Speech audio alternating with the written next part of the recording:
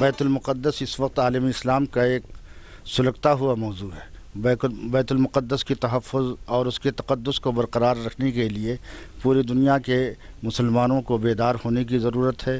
ایران کے اندر جب اسلامی انقلاب آیا تھا تو امام خمینی نے برملا اس بات کا اعلان کیا تھا کہ اس اسلامی انقلاب کا مقصد صرف کمزوروں کو ظالموں کے پنجہ استبداد سے آزاد کرانا نہیں ہے،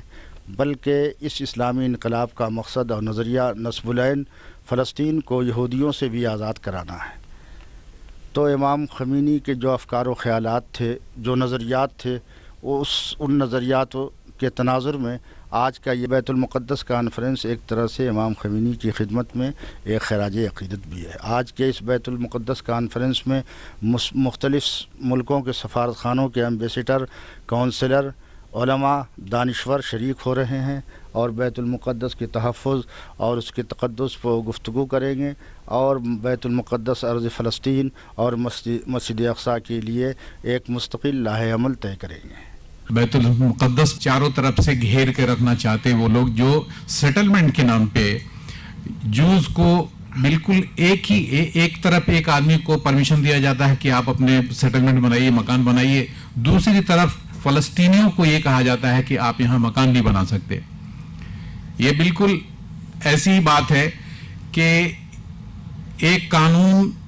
دو آدمی کے لیے الگ الگ طریقے سے استعمال کرنا اور ان سارے چیزوں پہ کنٹرول کرنے کے لیے ان لوگوں نے یہ سازشیں رچی ہیں، جس میں امریکہ اور یورپین کنٹری بہت سارے لوگوں کی مطلب ایک بالکل یہ مجموعہ ایک کہتے ہیں سازش کا ایک یہ بالکل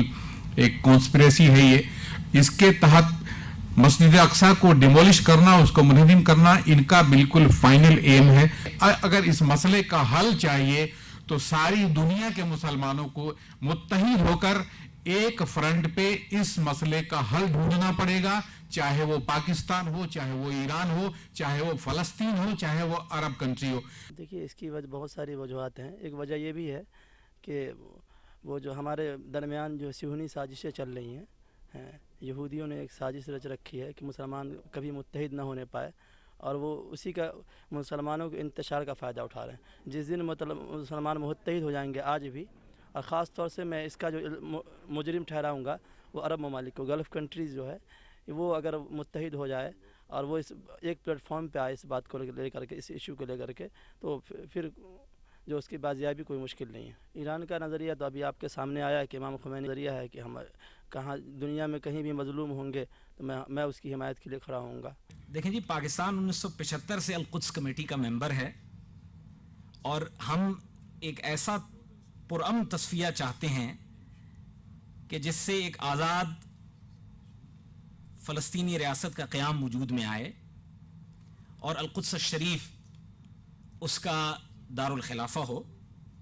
اور ہم نے محسوس کیا کہ 2014 جو ہے ایک بہت اہم سال ہے فلسطینی ریاست کے بننے کے سلسلے میں۔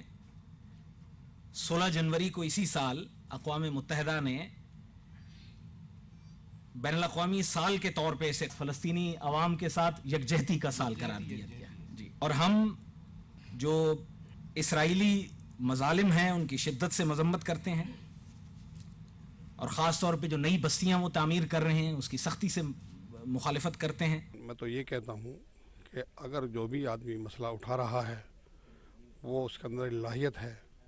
اور ایک تحریک چل رہی ہے، وہ خالصاً اللہ کے لیے کام کرنے والے ہیں، تو انشاءاللہ اللہ کی مدد ضرور آئے گی اور ان کو بھرپور کامیابی ملے گی۔ ہندوستان کے جتنے علماء حضرات ہیں، جو بھی مسلمان ہیں، ہر آدمی یہ چاہتا ہے، ہر آدمی کی یہ خواہش ہے کہ بیت المقدس آزاد ہو۔ یہ عہد حاضر کا بڑا المیہ ہے کہ مسلمانوں کے قبلہ اول مسجد اقصیٰ پر اسلام دشمن ملک اسرائیل اور دنیا کی ناپاک ترین قوم یہودیوں کا قبضہ ہے۔ 1948 میں جب سے قلب فلسطین میں یہودیوں کے وجود کو امریکہ اور یورپ سمیت عالمی برادری نے تسلیم کیا ہے، اسرائیلی حکومت برابر اپنے توسیع پسندانہ عزائم میں حقیقت کا رنگ بھر رہی ہے۔ وہاں کے اصلی باشندے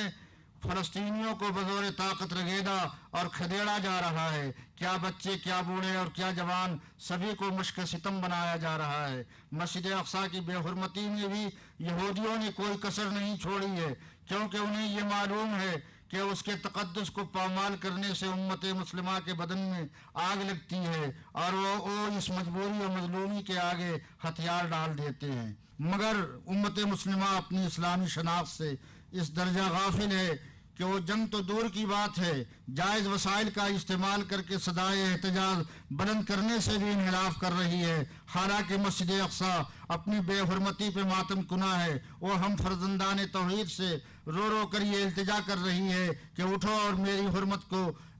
हुर्मत को पामाल होने से बचा लो, मगर हम हैं कि ख्वाब खरगोश में मुब्तला हैं। ये ऑल इंडिया तंजीम उलमाए हक़ की तरफ से जो कॉन्फ्रेंस हुई है मसले फ़िलिस्तीन पर बैतुल मक़दिस की बाजियाबी के लिए, ये बहुत अहम और ज़रूरी मसला है। ये सिर्फ़ और सिर्फ एक दिल्ली के लिए या ऑल इंडिया तंजीम उलमाए हक़ के लिए नहीं, पूरी दुनिया के मुसलमानों के लिए, पूरी दुनिया की आवाम के लिए, दुनिया में बसने वाले से रुए ज़मीन पर जितने भी लोग हैं, सबकी ये ज़िम्मेदारी बनती है कि मसले फ़िलिस्तीन बैतुल मक़दिस की बाजियाबी के लिए सर जोड़ करके बैठे और इस मसले का कोई भी हल हो, वो जिस तरीके से भी हो उसको निकालना है। यहाँ से हमें एक पैगाम लेके जाना है। पैगाम ये लेके जाना है कि अल्लाह ने हमारी जो हैसियत, जो मकाम दिया है और जो मकाम हमको बख्शा है, हम जितना भी उस हैसियत को और उस मकाम को बैतुल मक़दिस की आज़ादी के लिए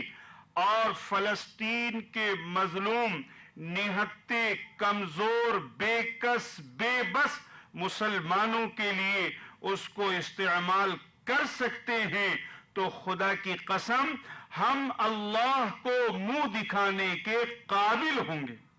कहने का मकसद ये है कि बैतुल मक़दिस एक मुसलमानों का क़िबला अव्वल है और ये मुसलमानों का एक दीनी मस्जिद है और अल्लाह रब्बुल इज़्ज़त ने उस मस्जिद के इर्द गिर्द बरकतें रखी है